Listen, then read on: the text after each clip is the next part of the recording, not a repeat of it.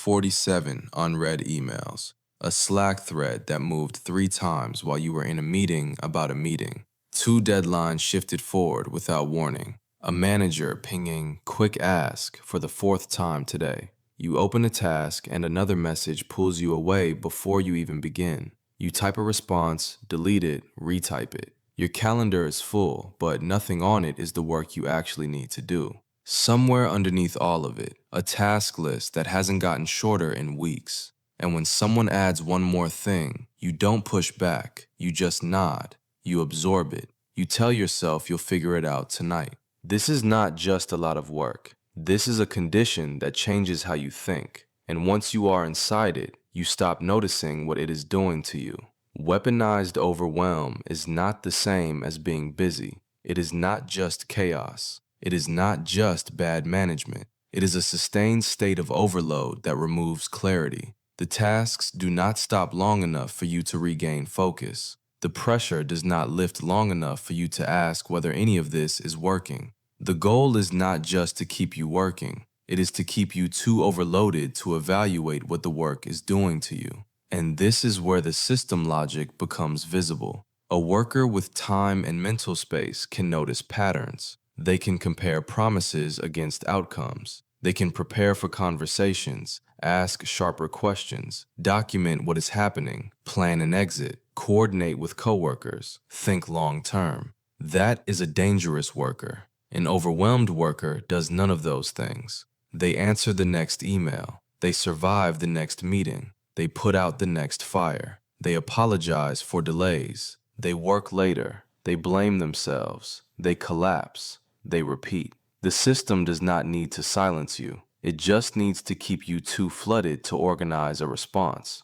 The forms are specific. Task overwhelm is the most visible. Too many priorities, too many dependencies, too many quick asks stacked on top of unfinished work. Nothing closes, so your brain never resets. Old tasks linger while new ones pile on. You are judged for failing under conditions no one could manage cleanly. What makes it weaponized is not the volume alone. It is the refusal to reduce, clarify, or protect focus, even when leadership clearly sees the damage. Communication overwhelm is quieter, but just as destructive. Slack threads, email chains, alignment meetings, recap meetings, quick syncs, dashboards, follow-ups, status updates. The worker is not just doing work. They are trapped inside the maintenance layer around work. Every hour gets consumed by responsiveness theater and duplicated communication. You feel busy all day and still feel like you did nothing. Communication overload makes workers look disorganized inside systems that are disorganizing them. Emotional overwhelm gets underestimated. The job is not just task-heavy. It is emotionally noisy, constant tension, conflicting expectations, manager mood volatility, fake urgency layered on top of real urgency, political landmines.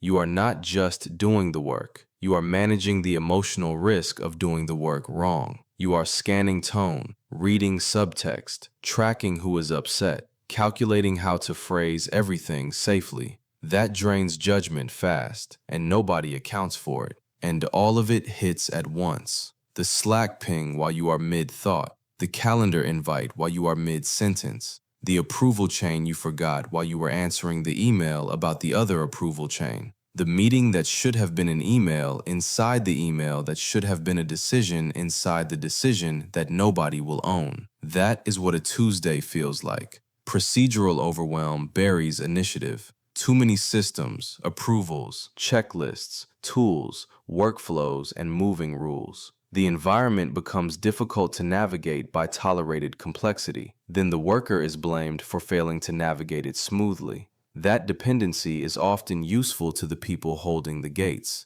Role overwhelm expands the job beyond any one person's capacity. One title doing 3 jobs: project manager, analyst, admin, process fixer, emotional buffer, after-hours responder. The role boundary is already gone. Strategic overwhelm comes from above. New priorities, shifting KPIs, reorganizations, New frameworks replacing old ones before anyone measured whether the old ones worked.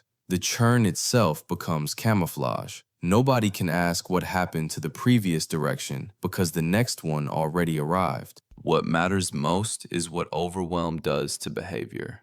Overwhelmed workers become reactive instead of thoughtful. They say yes just to keep things moving because resistance requires energy they no longer have. Compliant instead of resistant, isolated instead of coordinated, self-blaming instead of aware. They stop seeing the system because survival takes all available attention. At a certain level of overwhelm, you stop thinking for yourself and start waiting to be told what matters. That is the real shift. Overwhelm shrinks your time horizon. You stop living in strategy and start living in minutes. And the longer you stay overwhelmed, the less capable you become of operating without the system that is creating the overwhelm. And high performers get hit hardest. They respond to overwhelm by tightening up, getting more organized, working longer, filling gaps, becoming the cleanup crew.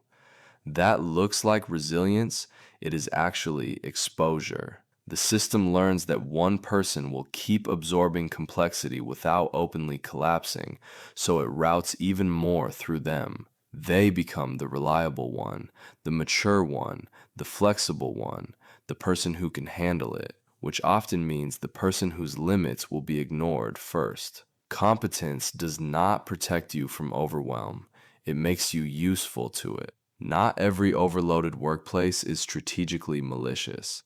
Some are honestly chaotic, badly run, or under-resourced. But weaponized overwhelm has patterns.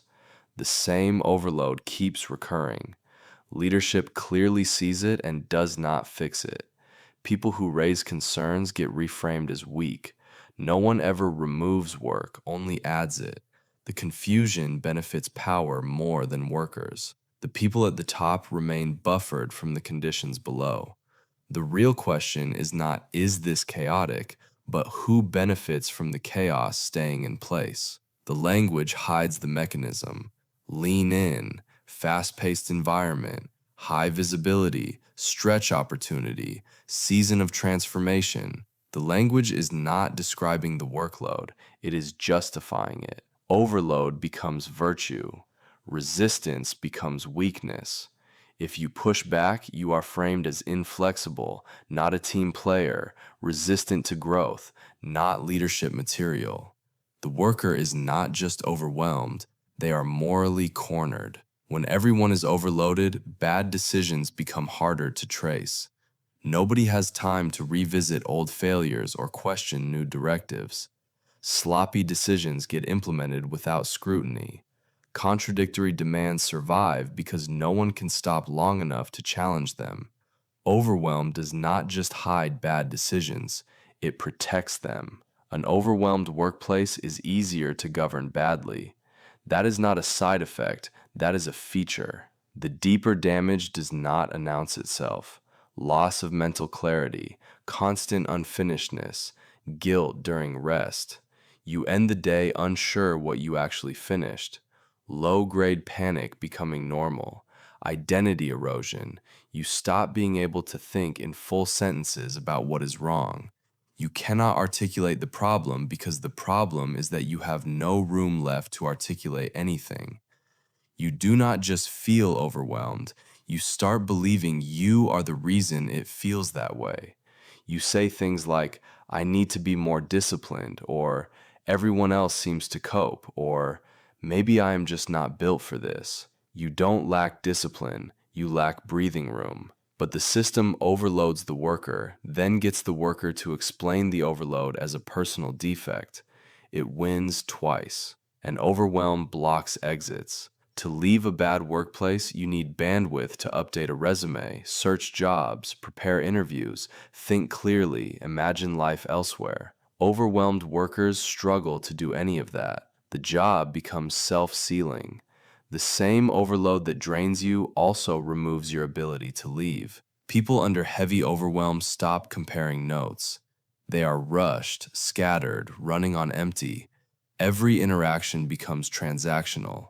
That isolation helps the system because collective recognition is dangerous. The company does not want workers calmly saying, "Wait, they told me the same thing," or "This is not just me," or "This is structural." Overwhelm keeps people in private survival mode, which prevents shared interpretation. Overwhelm is what happens when a system stops needing your effort and starts needing your confusion. When it keeps you overwhelmed, it is not just taking your time, it is taking your ability to think clearly enough to resist it. That is not a failure of productivity. That is a control environment dressed as a workload. Tomorrow morning, you will sit down, open your laptop, and feel it start again. Now you know.